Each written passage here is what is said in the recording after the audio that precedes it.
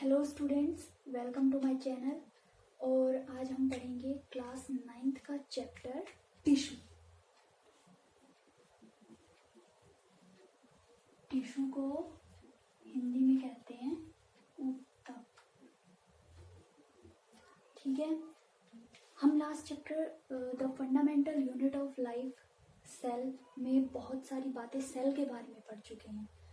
अब जो टिश्यू होता है, सेल्स एग्रीगेट होकर टिश्यू बनाती हैं। ठीक है, तो हम पहले एक बार आउटलाइन देख लेते हैं। सेल्स जो होती हैं एक ग्रुप में एग्रीगेट होकर टिश्यू बनाती हैं। Various types of tissues get associated to form organ. Many organs join together to form an organ system. Organ system performs various functions in an organism, and various organ systems aggregate to form a organism or individual, or you can say a living being. Okay, तो cells aggregate होकर tissue बनाएंगे, tissues aggregate होकर organ बनाएंगे। Various types of organs get associated to form organ system, and in an organism there are various types of organ systems. Okay, तो यहाँ इस वाले chapter में हम टिश्यू के बारे में पढ़ेंगे। तो टिश्यू क्या होता है अभी हमने बताया। द ग्रुप ऑफ सेल,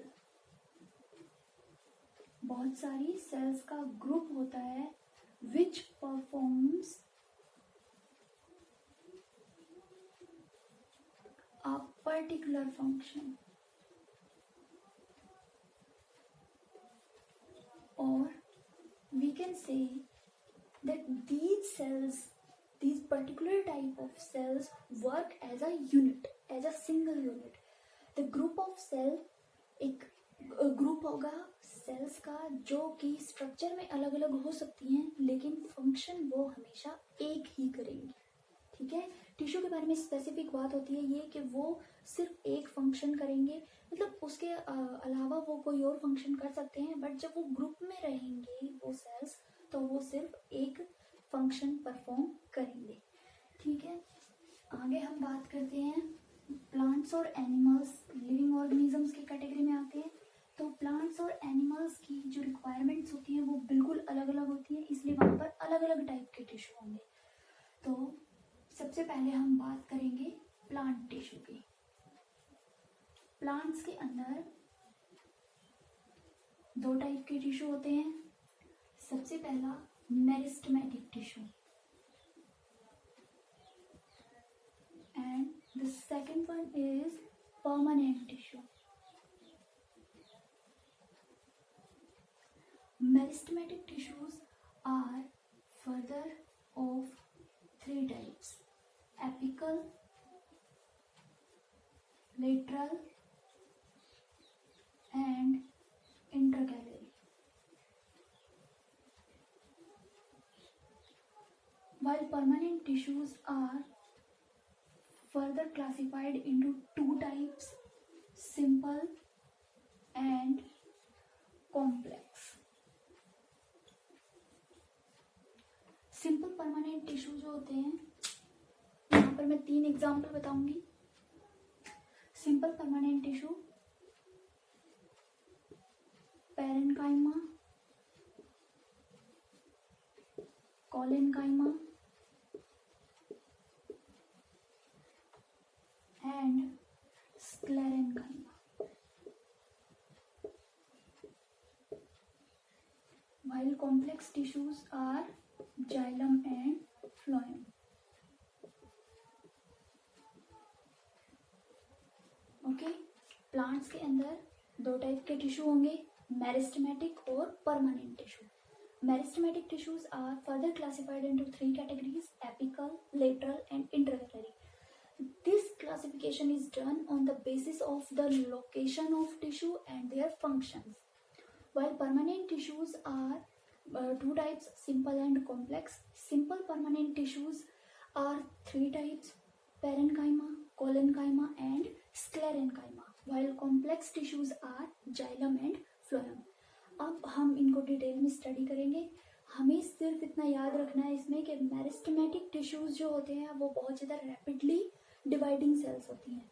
तो ये मेरिस्टेमेटिक जो टिश्यू होगा वो ग्रोथ के लिए रिस्पॉन्सिबल होगा, जबकि परमानेंट टिश्यूज जो होंगे वो प्लांट्स की दूसरी एक्टिविटीज़ लाइक फोटोसिंथेसिस करना है, स्टोरेज करना है, प्लांट्स की बेंडिंग करवानी है, या प्लांट्स के अंदर मूवमेंट करवाना है, वाटर का, फूड का, मिनरल्स का, वो सब काम परमानेंट टिश्यू करवाएंगे.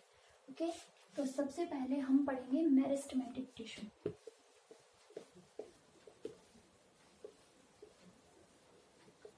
मेरिस्टेमेटिक टिश्यू 3 टाइप्स के बताएं. मैं प्लांट में लोकेशन बता देती हूँ इनकी. मान लीजिए ये हमारा प्लांट है, ये इसकी ब्रांचेस है, ये इसकी रूट्स है.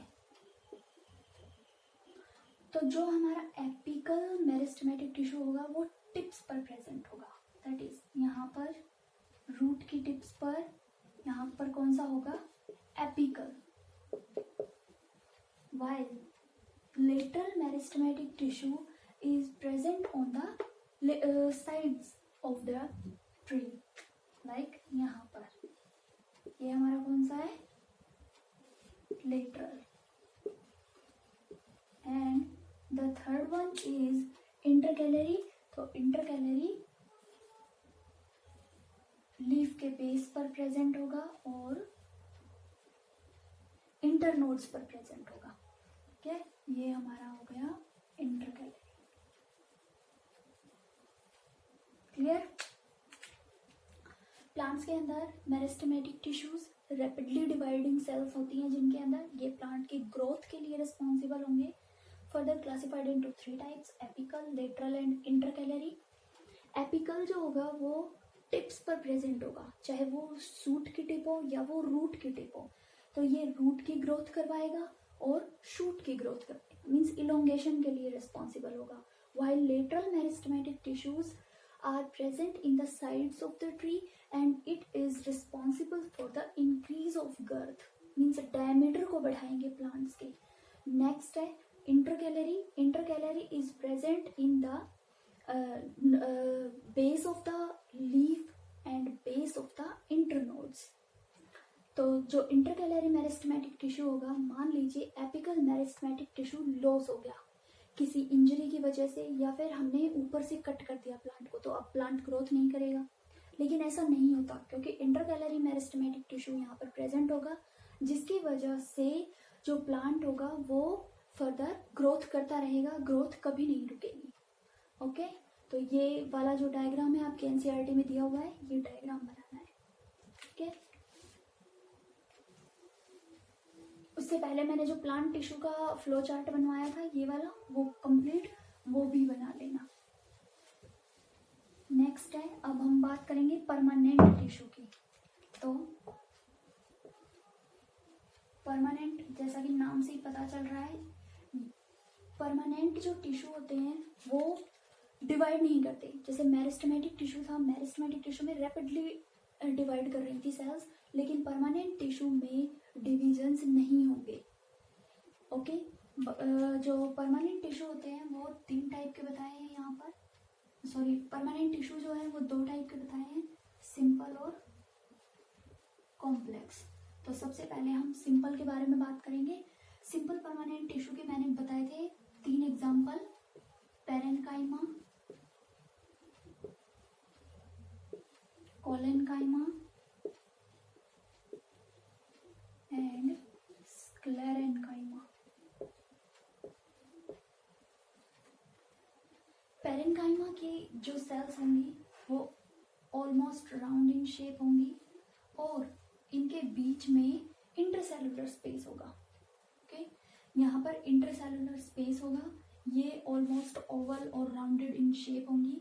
इनकी जो सेल वॉल होगी वो थिन होगी. सबसे खास बात है इनके बारे में कि इनकी सेल वॉल थिन होगी. नेक्स्ट है कोलेनकाइमा. कोलेनकाइमा की जो सेल्स होंगी वो कॉर्नर्स पे से थिक होंगी, मीन्स यहाँ पर इनके डिपोजिशन होगी कॉर्नर्स पर। ओके, तो ये हम कहेंगे thick eight corners. And the last one is sclerenchyma. Sclerenchyma are uniformly thick cell wall. यहाँ पर जो सेल वॉल होगी वो कंप्लीटली थिक होगी। यहाँ पर सुबेरिन और पेक्टिन की डिपोजिशन होगी। ओके, तो uniformly thick cell wall. Clear? मैं एक बार और बता देती हूँ। परमानेंट टिश्यू दो टाइप के बताए थे, सिंपल और कॉम्प्लेक्स। सिंपल जो परमानेंट टिश्यू होंगे वो सिर्फ एक टाइप की सेल के बने होंगे। यहाँ पर मैं बता देती हूँ, made up of one type of cells. Okay, इसलिए इनको सिंपल बोला गया है क्योंकि इनकी जो स्ट्रक्चर होगी उसमें सिर्फ एक टाइप की सेल्स होंगी, और एक टाइप की सेल्स जो होंगी वो एग्रीगेट होकर एक टिश्यू बनाएंगी, और वो टिश्यू हमारे पैरेन्काइमा, कोलेनकाइमा और स्क्लेरेन्काइमा है। पैरेन्काइमा की जो सेल्स होंगी वो उनके बीच में इंटरसेलुलर स्पेस होगा, मीन्स ये क्लोजली पैक नहीं होंगी। इनकी जो सेल वॉल होगी वो बहुत पतली होगी, थिन होगी, और इनके फंक्शन क्या होंगे, ये फोटोसिंथेसिस करेंगे और स्टोरेज करेंगे। जबकि कोलेनकाइमा की जो सेल होंगी उनकी जो कॉर्नर्स होंगे वो थिक होंगे, सिर्फ कॉर्नर थिक होंगे, बाकी सेल वॉल थिन होगी। ओके, इनका काम क्या होता है, ये प्लांट को बेंडिंग प्रोवाइड करते हैं। मींस प्लांट अगर मान लीजिए वाटर के अंदर है, या फिर प्लांट बहुत तेज हवा चल रही है, प्लांट को बेंड करना है विदाउट ब्रेक हुए, तो कौन हेल्प करेगा, कोलेनकाइमा। लास्ट है स्क्लेरेन्काइमा। तो स्क्लेरेन्काइमा के अंदर यूनिफॉर्मली थिक सेल वॉल होगी। सेल वॉल जो होगी वो चारों तरफ से थिक होगी, और ये डेड टिश्यू होंगे, तो इनका मेन काम होता है स्ट्रेंथ प्रोवाइड करना। ओके, ये डायग्राम बनानी है और इनके बारे में एक एक लाइन डिस्क्रिप्शन में लिखनी है। नेक्स्ट है complex permanent tissue. Complex permanent tissue की खास बात होती है कि ये एक से ज्यादा टाइप की सेल के बने होंगे। तो complex permanent tissue made up of more than one type of cell, और इसके मैंने एग्जांपल बताए थे, जाइलम और फ्लोएम। जाइलम के अंदर भी 4 टाइप की सेल्स होंगी और फ्लोएम के अंदर भी 4 टाइप की सेल्स होंगी। तो जाइलम के अंदर कौन कौन सी होंगी, tracheids, vessels, xylem parenchyma,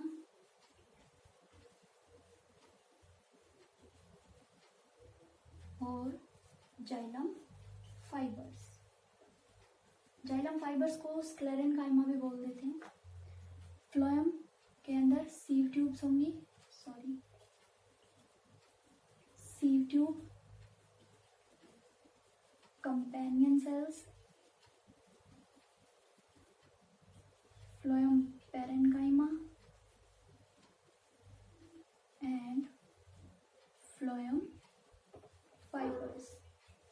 phloem fibres को कई बार बास्ट फाइबर्स भी लिख देते हैं, तो कंफ्यूज नहीं होना, ये दोनों एक ही नाम है, बास्ट फाइबर्स। ओके, तो मैं एक बार और रिवाइज करा देती हूँ। प्लांट टिश्यू हमारा यहाँ तक है, इसके बाद प्लांट टिश्यू कंप्लीट हो जाएगा।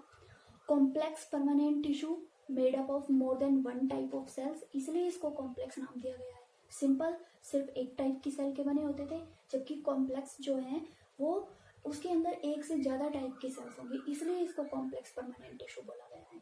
नेक्स्ट है इसके जो एग्जाम्पल बताए थे, जाइलम और फ्लोएम। जाइलम के अंदर भी 4 टाइप की सेल्स है, फ्लोएम के अंदर भी 4 टाइप की सेल्स है। जाइलम जो होता है वो एक डेड टिश्यू होता है, जबकि फ्लोएम एक लिविंग टिश्यू की कैटेगरी के अंदर आता है। जाइलम मिनरल्स और वाटर को कंडक्ट करवाता है प्लांट बॉडी में, जबकि फ्लोएम जो होगा वो फोटोसिंथेसिस के बाद जो फूड बना है उसको ट्रांसलोकेट करवाएगा प्लांट बॉडी के अंदर। ओके, जो प्लांट्स होते हैं उनके अंदर कुछ स्पेशलाइज्ड फंक्शंस करने होते हैं, इसलिए कुछ स्पेशलाइज्ड टिश्यू होते हैं वहाँ पर। जो प्लांट की एपिडर्मल सेल्स होती हैं उनके मॉडिफिकेशंस है वो, तो वो भी देख लेते हैं हम एक बार।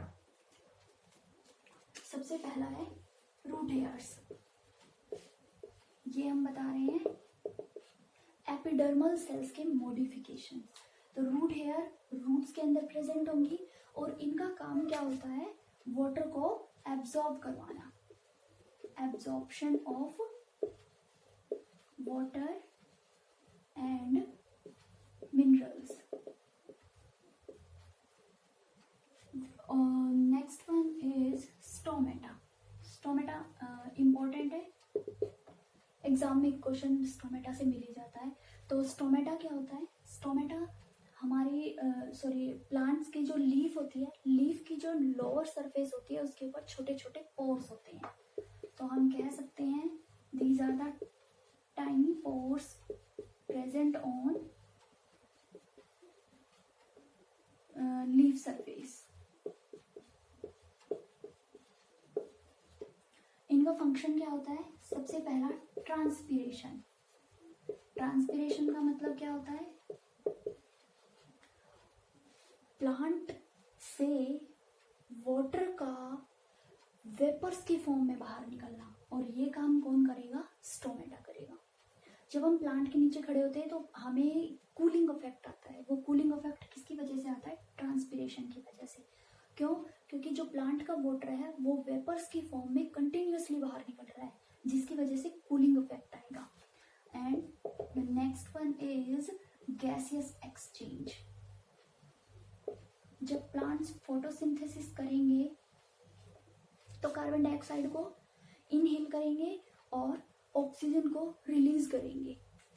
तो जो गैसियस एक्सचेंज हो रही है कार्बन डाइऑक्साइड एंड ऑक्सीजन का, जो इंपोर्ट और एक्सपोर्ट हो रहा है, वो स्टोमेटा के थ्रू होगा प्लांट्स के अंदर। क्योंकि प्लांट्स के अंदर हमारी तरह कोई रेस्पिरेटरी सिस्टम नहीं होता या कोई गैसियस एक्सचेंज के लिए लंग्स नहीं होते। वहाँ पर जो गैसियस एक्सचेंज होगा वो स्पेशलाइज्ड टाइप्स की सेल्स करेंगे, जिनको हम बोलते हैं स्टोमेटा। ओके, तो यहाँ तक क्लियर हो गया होगा। अब अगर किसी को कोई प्रॉब्लम हो तो वो कमेंट करके बता देंगे।